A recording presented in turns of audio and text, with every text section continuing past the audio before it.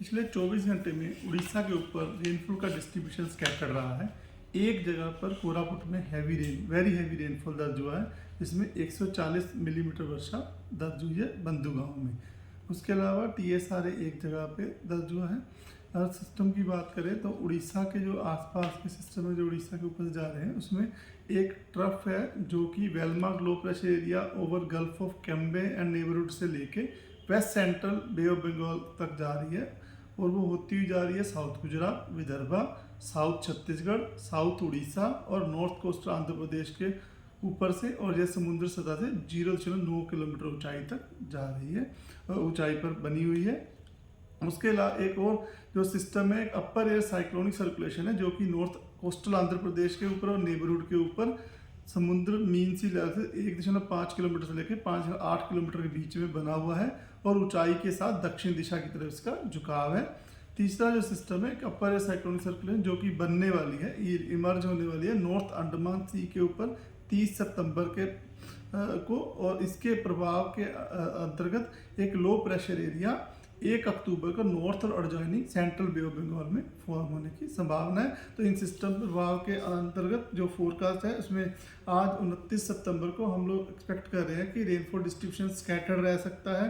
South east Orissa में और north Orissa में आइसोलेटेड रेनफॉल डिस्ट्रीब्यूशन रह सकता है। जो हमारे सिस्टम के प्रभाव की वजह से, ट्रफ और सर्कुलेशन की वजह से हम लोग एक्सपेक्ट कर रहे हैं कि साउथ उड़ीसा के जो गंजम, गजपति, कोरापुट, रायगढ़, मलकानगिरी, इन डिस्ट्रिक्ट्स में हैवी रेनफॉल 1-2 स्थानों पे होने की संभावना है, जिसके वजह से येलो अलर्ट दिया गया है।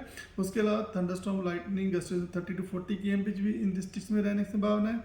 और कोस्टल उड़ीसा, नवरंगपुर, कालाहांडी, कंधमाल, नुआपाड़ा, मयूरभंज, क्योंझर, इन सब डिस्ट्रिक्ट में भी थंडरस्टॉर्म, लाइटनिंग, गस्ट्स 30 to 40 kmph रह सकती है, जिसकी वजह से येलो वार्निंग दी गई है।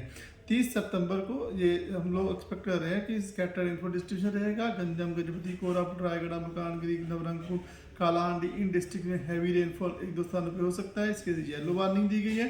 Thunderstorm, lightning, gust 30 to 40 kmph रह सकती है इन सब हैवी रेनफॉल वाले डिस्ट्रिक्ट में, प्लस जो कोस्टल उड़ीसा के डिस्ट्रिक्ट, इसके अलावा हमारे नॉर्थ में सुंदरगढ़, संबलपुर, झारसुगुड़ा, मयूरभंज, क्योंझर डिस्ट्रिक्ट में 1 अक्टूबर में, जैसा कि ये सिस्टम जो है 1 अक्टूबर में डेवलप कर रहा है लो प्रेशर एरिया में, तो हम लोग एक्सपेक्ट कर रहे हैं कि हमारे जो गंजम, गजपति, रायगढ़, कोरापुट, मुल्कान डिस्ट्रिक्ट है, वहाँ पर हैवी रेनफॉल 1-2 स्थानों पे होने की संभावना है। Thunderstorm, lightning, gust 30 to 40 kmph रह सकती है पूरे होल उड़ीसा के ऊपर, इसलिए येलो वार्निंग दी गई है। रेनफॉल डिस्ट्रीब्यूशन फेयरली अर्थ पर south Orissa, scatter rainfall distribution north Orissa में रहने की संभावना है। इसी प्रकार 2 अक्टूबर को भी जो है बारिश का प्रभाव बढ़ेगा, सिस्टम नज़दीक आएगा, उसकी वजह से जो है लगभग इंटीरियर उड़ीसा जो हमारा फेलियर्स है, कोस्टल उड़ीसा वाइड स्प्रेड होने की संभावना रहेगी। और जो हैवी रेनफॉल के लिए जो है मयूरभंज, क्योंझर, कटक, खुर्दा, नयागढ़, पुरी, गंजम, गजपति, कंधमाल, कालाहांडी, रायगढ़, कोरापुट, मुल्कानगिरी, इन डिस्ट्रिक्ट्स में येलो वार्निंग दी गई है हैवी रेनफॉल के लिए। और thunderstorm, lightning, gust 30 to 40 kmph लगभग पूरे उड़ीसा डिस्ट्रिक्ट में रहने की संभावना, इसलिए येलो अलर्ट दिया गया है थंडरस्टॉर्म के लिए। इसी का अगर बात करें 3 अक्टूबर में भी, तो 3 अक्टूबर में थोड़ा सिस्टम का प्रभाव कम हुआ। इंटीरियर उड़ीसा के जो डिस्ट्रिक्ट है वहाँ पे प्रभाव ज़्यादा रहने की संभावना है, और हमारे नॉर्थ कुछ डिस्ट्रिक्ट वहाँ पर भी प्रभाव बना रहने की संभावना है, जिसमें नवरंगपुर, कालाहांडी, नुआपाड़ा, बोलांगीर, बरगढ़, झारसुगुड़ा, संबलपुर, सुंदरगढ़, देवगढ़, क्योंझर, मयूरभंज, सोनपुर, ये सब डिस्ट्रिक्ट शामिल है। थंडरस्टॉर्म, लाइटनिंग जो है जो सरफेस विंड 30 to 40 kmph रहने की संभावना है, इसके येलो अलर्ट लगभग पूरे उड़ीसा में दिया गया है। उसका 4 और 5 तारीख को जो है वार्निंग नील है, लेकिन rainfall distribution Fairlie wide spread रह सकता है।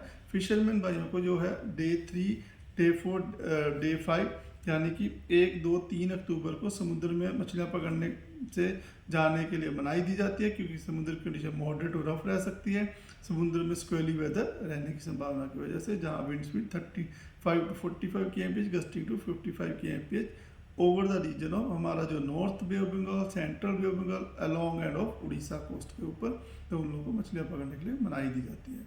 धन्यवाद।